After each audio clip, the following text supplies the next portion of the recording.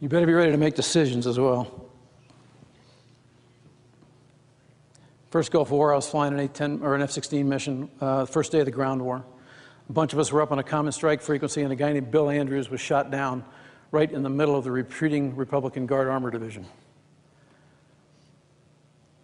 Strike controller came up on the frequency and said, we got an F-16 down. Here's the coordinates. So everybody's looking at their map trying to figure out where this was.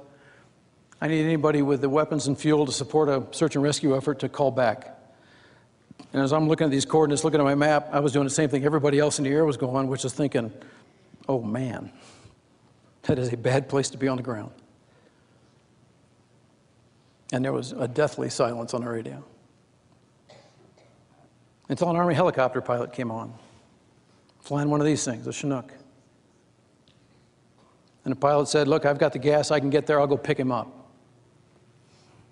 I'm thinking, that's the size of a double-decker bus in London, it's got no guns, and you're gonna fly that thing into the middle of a retreating Iraqi armor division to pick up one pilot.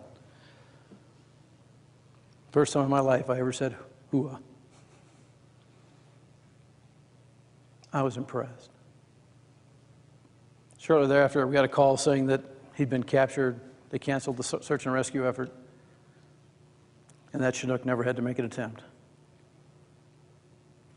That pilot never had to prove that they were really willing to do it.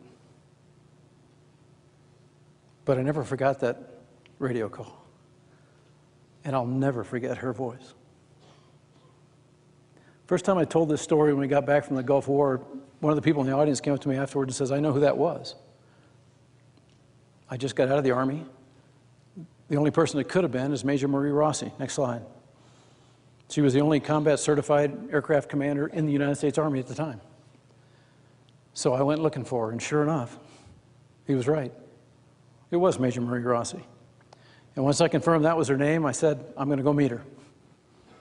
I want to tell her thank you, because she was inspirational at a time when people needed it. It took me a little while to find her, slide, but I did. 2 days after the war ended, she and her crew were called out at 2 in the morning to pick up a soldier whose arms had been blown up by trying to pick up weapons that were left from an airdrop, cluster munitions.